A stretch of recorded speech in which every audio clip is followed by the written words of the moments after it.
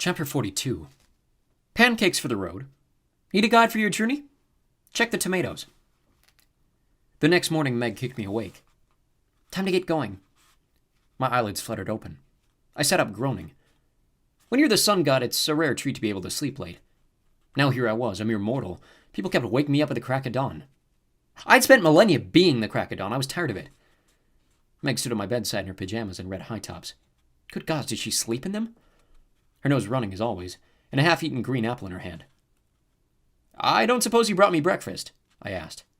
I can throw this apple at you. Never mind, I'll get up. Meg went off to take a shower. Yes, sometimes she actually did that.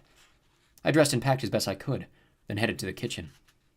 While I ate my pancakes, yum, Emmy hummed and banged around in the kitchen. Georgina sat across from me coloring pictures, her heels kicking against her chair legs. Josephine stood at her welding station, happy fusing plates of sheet metal.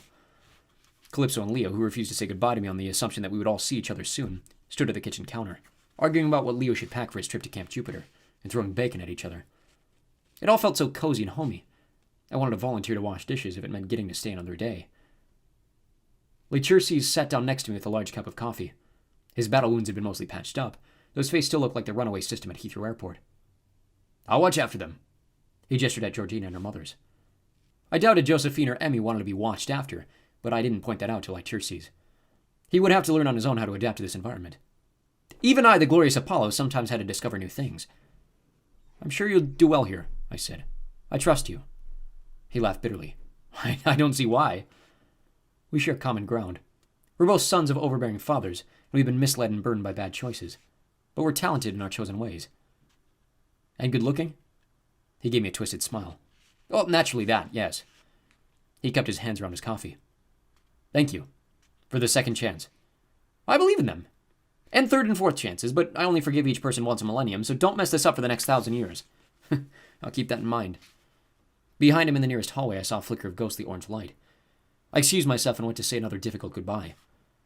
Agamethus hovered in front of a window overlooking the roundabout. His glowing tunic rippled in an ethereal wind. He pressed one hand against the windowsill as if holding himself in place. His other hand held the magic 8-ball. I'm glad you're still here, I said. He had no face to read, but his posture seemed sad and resigned. You know what happened at the cave of Trophonius, I guessed. You know he's gone. He bowed in acknowledgement. Your brother asked me to tell you he loves you, I said. He's sorry about your fate. I want to apologize too. When you died, I didn't listen to Trophonius' prayer to save you. I felt you two deserved to face the consequences of that robbery. But this has been a very long punishment. Perhaps too long. The ghost didn't respond. His form flickered as the ethereal wind was strengthening, pulling him away. If you wish, I said, when I attain my godhood again, I will personally visit the underworld. I'll petition Hades to let your soul pass on to Elysium. Agamethus offered me his 8-ball. Ah. I took the sphere and shook it one last time. What is your wish, Agamethus? The answer floated up through the water, a dense block of words on small white die face. I will go where I must. I will find Trophonius. Take care of each other, as my brother and I could not. He released his grip on the windowsill. The wind took him, and Agamethus dissolved into motes in the sunlight. The sun had risen by the time I joined Meg McCaffrey on the roof of the way station. She wore the green dress Sally Jackson had given her, as well as her yellow leggings, now mended and clean. All the mud and guano had been scrubbed from her high tops. On either side of her face, rainbow-colored pipe cleaners twisted through her hair, no doubt a parting fashion gift from Georgina. How do you feel? I asked.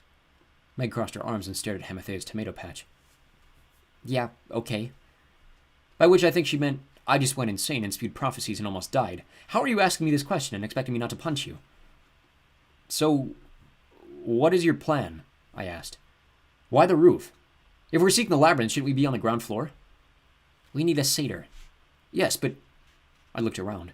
I saw no goatmen growing in any of Emmy's plant beds. How do you intend... Shh! She crouched next to the tomato plants and pressed her hand against the dirt. The soil rumbled and began to heave upward. For a moment I feared a new Karpos might burst forth with glowing red eyes, and a vocabulary that consisted entirely of tomatoes. Instead, the plants parted. The dirt rolled away, revealing the form of a young man sleeping on his side. He looked about 17, perhaps younger. He wore a black collarless jacket over a green shirt, and jeans much too baggy for his legs. Over his curly hair flopped a red knit cap. A scruffy goatee clung to his chin. At the tops of his sneakers, his ankles were covered in thick brown fur. Either this young man enjoyed shag carpet socks, or he was a satyr passing for human. He looked vaguely familiar. Then I noticed what he cradled in his arms. A white paper food bag from Enchiladas del Rey. Ah yes, the satyr who enjoyed enchiladas. It had been a few years, but I remembered him now. I turned to Meg in amazement. This is one of the more important satyrs, a Lord of the Wild, in fact. How'd you find him? She shrugged. I just searched for the right satyr. I guess that's him. The satyr woke with a start. I didn't eat them, he yelped. I was just... He blinked and sat up, a stream of potting soil trickling from his cap. Wait, this isn't Palm Springs. Where am I? I smiled. Hello, Grover Underwood. I'm Apollo. This is Meg. And you, my lucky friend, have been summoned to lead us through the labyrinth.